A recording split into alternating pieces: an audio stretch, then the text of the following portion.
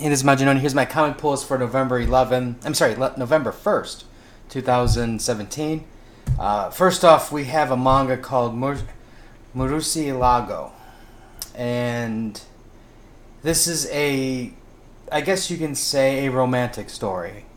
There's a lovely young woman who has two passions in life.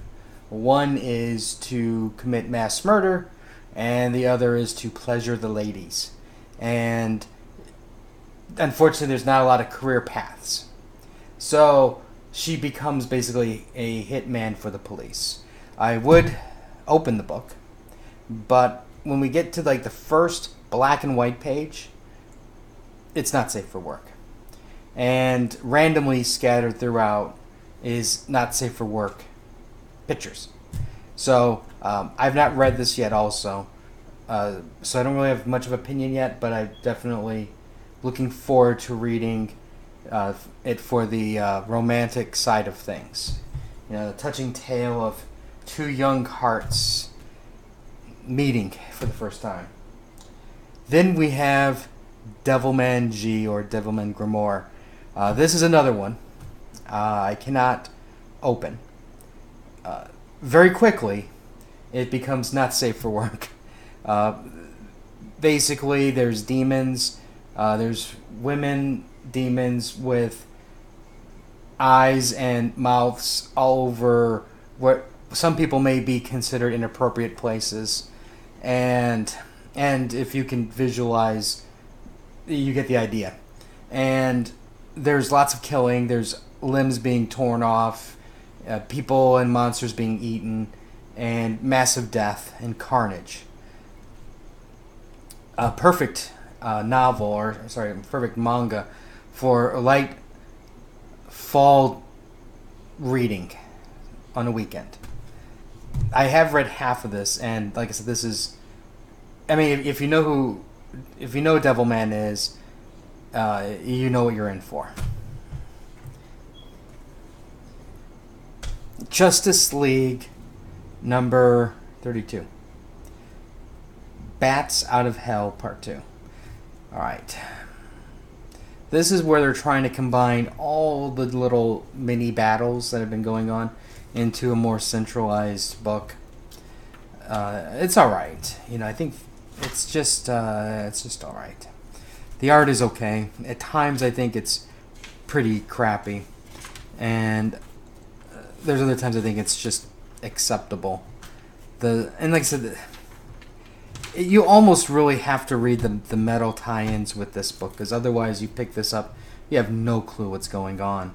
I'm sure that's what their intent is, and I'm sure that's how most of the people are reading it, but I'm just giving you fair warning. If you don't read these, you have no clue what's going on. And it's, like I said, all it is just little mini fights throughout the whole book, and, you know, where's Clark? Ooh. We can't do anything without Clark. Alright, Batman, number 35. Okay, they finally explained what the deal is. Apparently, if you remember a while back, Selina Kyle was basically accused, convicted, whatever, of murdering a whole bunch of people. Well, they found out that the person who actually is responsible for it is with the League of Assassins. Or, for a more specific answer, is with Batman's ex. So they basically have to fight through a bunch of people to try to get the answer. Now, this is the part where I kind of got a chuckle. And it's basically, they're like, hey, there's a lot of ninjas here. And I'm like looking at this picture and I'm like going, obviously, this person, the writer, the King and Jones, have not ever read a Frank Miller Wolverine comic book, where it's just the whole page is just filled with ninjas.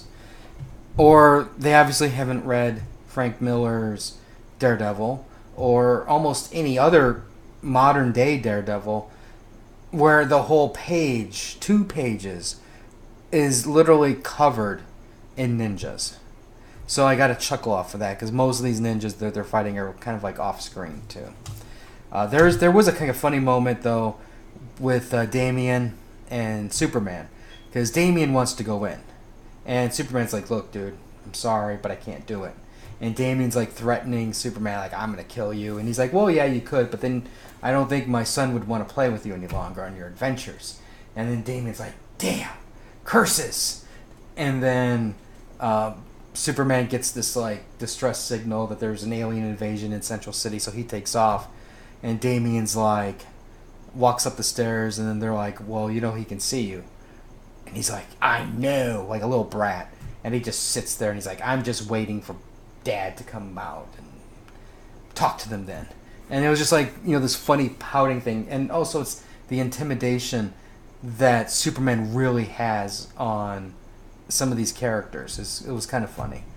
Otherwise, part of this was predictable in the sense Batman does fall at the end. Because basically all these ninjas or warriors or whatever you want to call them, they're just there to tire them. And of course Batman's like, "Oh, I'm so tired. I can't do this any longer," and he gets stabbed. And Selina, she's perfectly fine and she can pick up the fight. And that is the gist of the story, is like they needed those two people to fight because, it's like it's going to settle the debate who's stronger type thing. But, Talia or Catwoman, Selina. So obviously, Selina's probably going to win, so it's like whatever.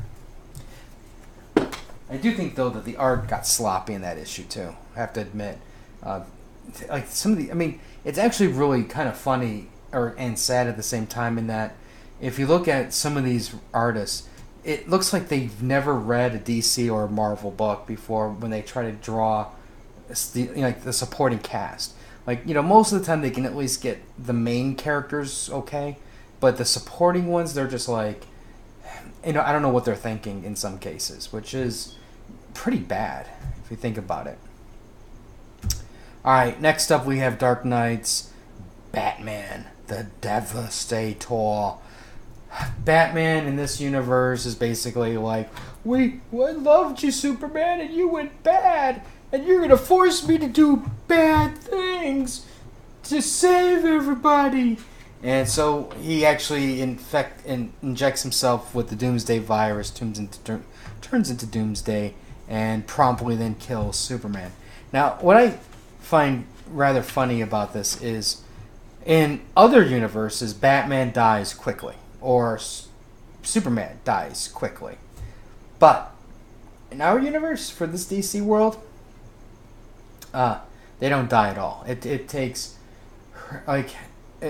an amazing amounts of effort to kill these characters, and they just come back. But every other universe, one of them dies, and it's the end of the world. And it's just like, part of me is like, gets kind of tired of that kind of nonsense. But obviously, in this book here, Bruce Wayne comes, he's Doomsday Bats, and he basically goes to Metropolis, and he's infecting everybody with the virus. And then he goes to Gotham, and he's gonna, save everybody. The story's okay. It's, I guess you can say in the grand scheme of things, it's nice to get a little color and flavor of who some of these characters are. But, there's a lot of times I read this stuff, and I'm just like, who the F cares? You know what I mean? It's like, why do I have to read another book just to find out who somebody is who's not going to matter in a few months? This case, it's going to be a little bit longer than a few months because DC's going to milk this sucker dry. But it's just like, and then they'll bring him back 2 years later. Like, oh, look at that. Dark Universe is back. Another crisis between the universes. And then they're going to do they were once mortal enemies, but now they're going to have to join forces against the even greater enemy of insert name there. So, DC House of Horror. I haven't read this. I've seen some things about this, and they look pretty good. So I thought I'd pick it up. I'm gonna read it later. I've been honestly reading manga, and the manga that I've been reading is, even the crappy copy manga, meaning, you take one piece and there's some guy who basically copies the art style, copies the characters, and does his own thing, is still better than 95% of Marvel, which is sad. Here's Negan, The Walking Dead. This here is a hardcover of the short stories that were in the, I think it's called Image Plus, that came out once a month through Diamond, and basically this is giving Negan's backstory. Overall, I missed one or two of these, so I'm looking forward to catching up on those 2 chapters. I've been sitting on this for a while, but thought I'd bring it out finally. Great book. At least the story was interesting. I mean, it really, I guess you can say it, on one hand, it humanizes him a lot more and makes him less vicious. I mean, because you can identify with him a little more. But on the other hand, it's kind of nice just to see where some of these characters came from and how they developed to the point of, the evilness that they ended up being.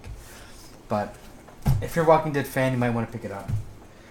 Anyways, this is my pull. I've been playing Wolfenstein.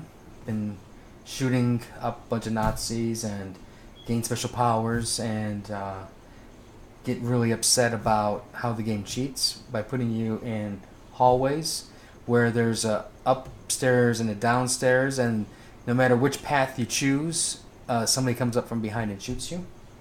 Very upset with that. I got Uncharted. I still need to finish that DLC pack, and there's more crazy stuff coming. Anyways, we'll have more stuff later. Let me know what you guys picked up, what you guys are looking forward to reading the most. We'll have more reviews later. Like, share, and until next time.